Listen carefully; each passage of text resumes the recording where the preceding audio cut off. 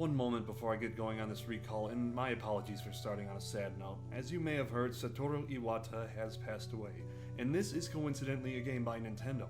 He was one of the major players in that company. Due to my loyalty to Nintendo from when I got my first NES until now, and likely forever, I have to say this hurts me.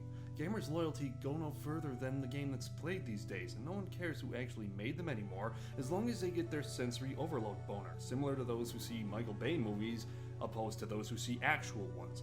I didn't think this news would affect me much, but it has, and I hope Nintendo's future isn't hurt as a result. He contributed to Nintendo's success and is greatly appreciated by me and so many others. Here's to you, and thank you for being part of things that gave me countless hours of enjoyment throughout my life.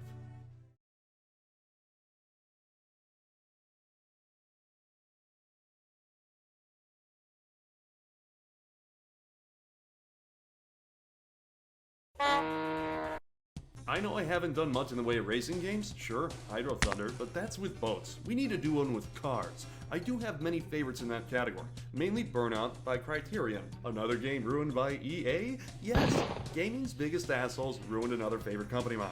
But I'm getting off topic here. Burnout was a good game, but even though it had an arcade style to it, it was never an actual arcade game, was it?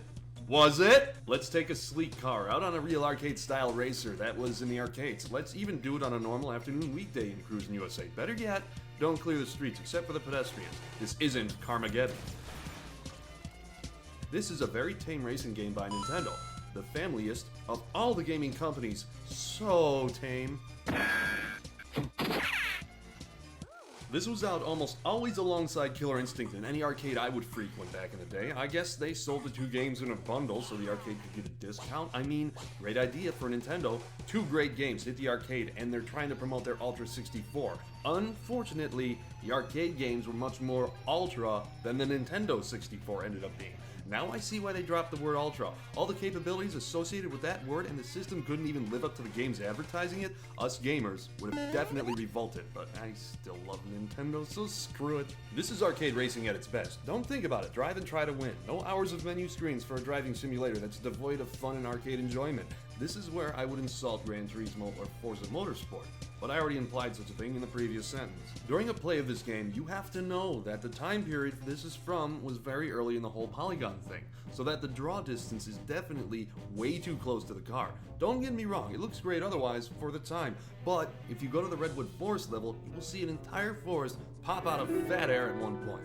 Why is air considered so thin? I've never seen it work out. The game controls, well, unexpected? You have your usual racing controls. Gas, brake, shift, steer, view, music. Not very unexpected, right? It's when you steer. I'll put it this way. You don't have to turn the wheel very far for the car to turn a lot.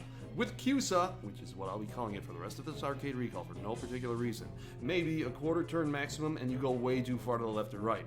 This isn't me being over the top either, which is very uncharacteristic of my show here. Am I right? The levels you play on are great visually. They keep true-ish to the areas they're supposed to be. You can pick from one of them or try to dominate these United States from the West Coast to the East Coast. It's much faster and costs a lot less if you were to do it in a game and not for real. Also, you'll run into races that aren't available in the selection screen, unless you know the secret like I do. I am from Chicago, so I am a fan of the Chicago level. Not exactly because of how fun the level is, but the level of frustration you'll get from it. Like really, real fucking aggravation.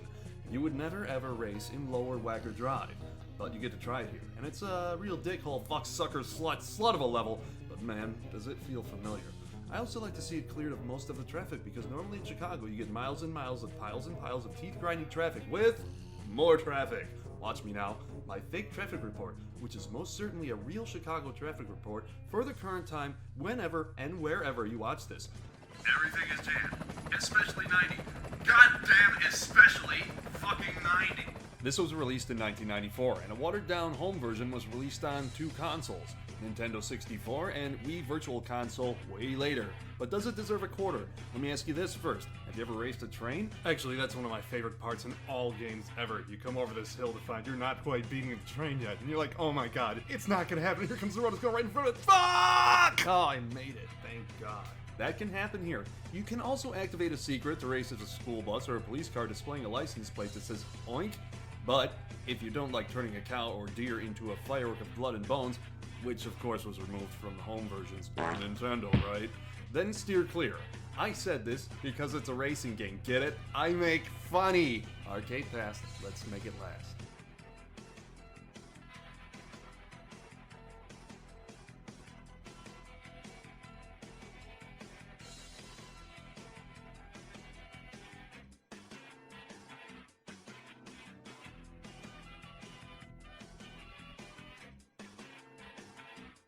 Aha! The part where I humor the audience. Hello everyone! I hope you enjoyed what I do for some reason. Here's some links to an older and a newer episode. By older and newer, I mean better equipment was used on the one on the right.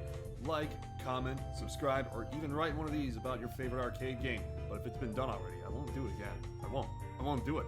But it's been lovely seeing you all, and I hope you had a great time.